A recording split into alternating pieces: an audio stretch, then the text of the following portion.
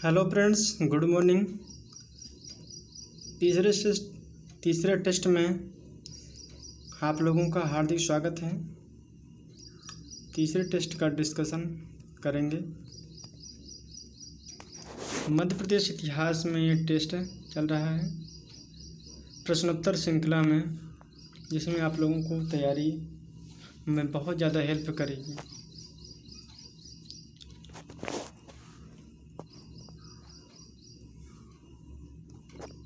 चलिए हम प्रश्नों की श्रृंखला स्टार्ट करते हैं।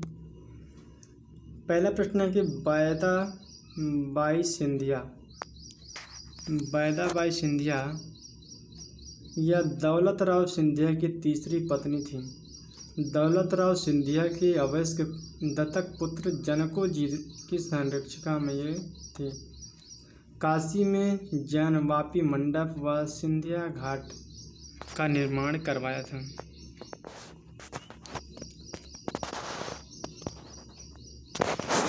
ये 3 मार्कर के प्रश्न है फ्रेंड्स, इसे आप लोग अच्छे से रिवाइज कीजिएगा, आंसर राइटिंग कीजिएगा, जिससे आप लोगों को पेपर में दिक्कत ना होने पाए।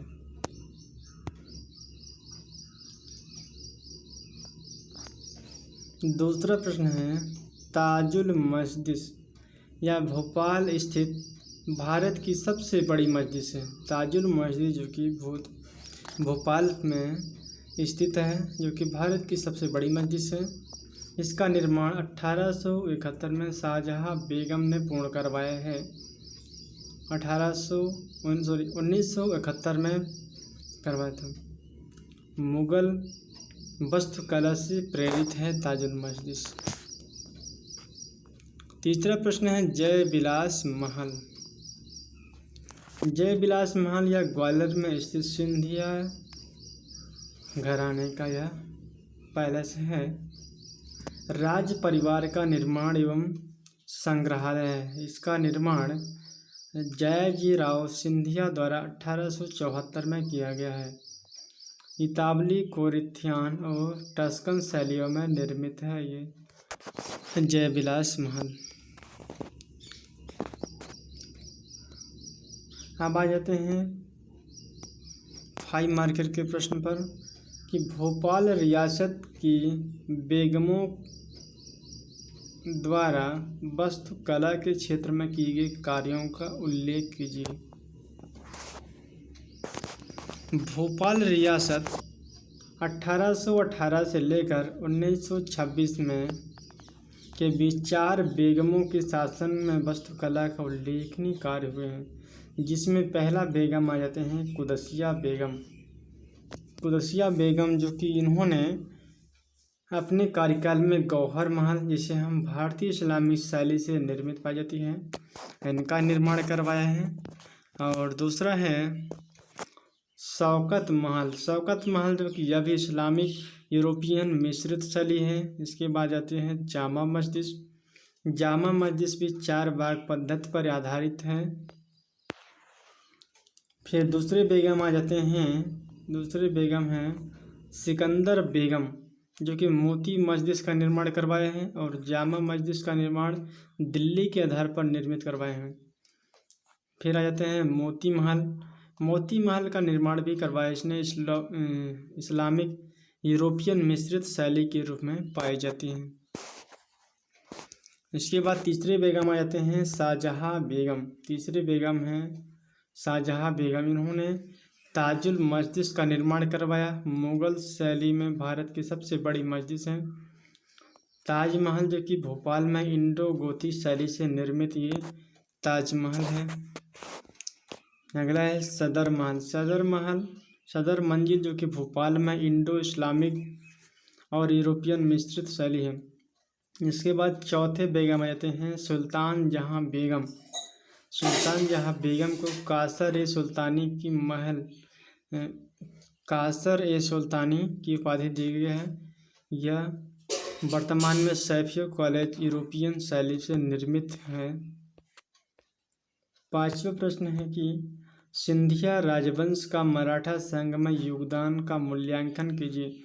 सिंधिया राजवंश का मराठा संघ में योगदान का मूल्यांकन कीजिए।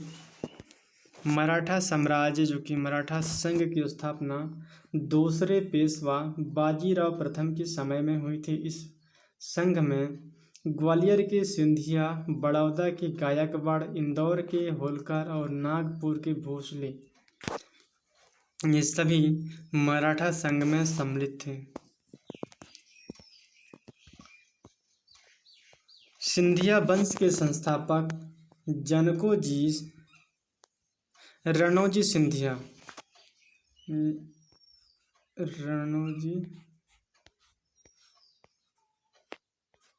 रणोजी सिंधिया ने 1723 में मालवा की विजय, 1736-37 में दिल्ली के अभियान और 1739 में बसीन की युद्ध में भाग लेते हैं।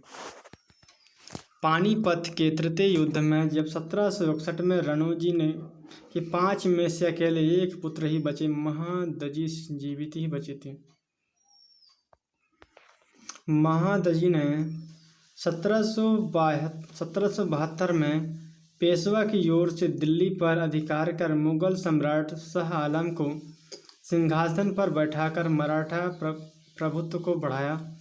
प्रथम आंग्ल मराठा युद्ध में जब महादजी ने रघुनाथ राव तथा अंग्रेजों के विरुद्ध नाना फड़नवीस और शिशु पेशवा माधवराव नारायण का पक्ष ग्रहण करते हैं।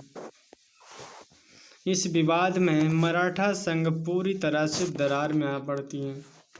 महादजी की मध्यस्थता से मराठों और कंपनी के मध्य सालवाई की संधि होती है। यह संधि 1802 में होती है। यह प्रथम आंग्ल मराठा युद्ध समाप्त और अगले 20 साल तक शांति बनी रही। लेकिन 1888 में जब रुहेल पठान गुलाम कादर द्वारा मुगल सम्राट शाह आलम को अंधा करवा देने पर महादजी द्वारा तुकोजी होलकर की सहायता से गुलाम कादिर का दमन और शाह आलम को पुनः सिंहासन पर बैठा दिया। सिखों एवं राजपूतों के दमन में होलकर ने सिंधिया का सहयोग नहीं दिया, लेकिन सिंधिया की उन पर विजय से होलकरों को ईर्ष्या बहुत ज़्यादा हुई। इसे 1793 में लखेरी मैदान में सिंधिया और होलकर के मध्य युद्ध होती है, जिसमें होलकर पराजित हो जाते हैं। इसमें मराठा संघ की एकता खंडित हो जाती है। महादजी ने पेशवा के दरबार पुणे जाकर मराठा संघ की एकता को अक्षुण्ण रखने का असफल प्रयास किया, किंतु 1794 में उनकी मृत्यु हो जाती है और 1800 में जब नाना फड़नवीस की भी मृत्यु हो जाती है। इसके बाद मराठा संघ पूरी तरह से बिखर जाती है। इस प्रकार सिंधिया राजवंश के द्वारा मराठा संघ को बहुत मजबूत किया गया, लेकिन मराठा संघ के प्रत्येक घराने में आपसी मनोमालिन्य के कारण एक दूसरे से लड़ने लगे, जिससे मराठा संघ छिन्न भिन्न हो गया। तो रहा आज का तीसरा टेस्ट, जिसमें आप लोगों को कुछ नए बातों को सीखने और नए प्रश्नों की श्रृंखला देखने को मिला होगा। Thank you. फिर नेक्स्ट वीडियो में मिलेंगे।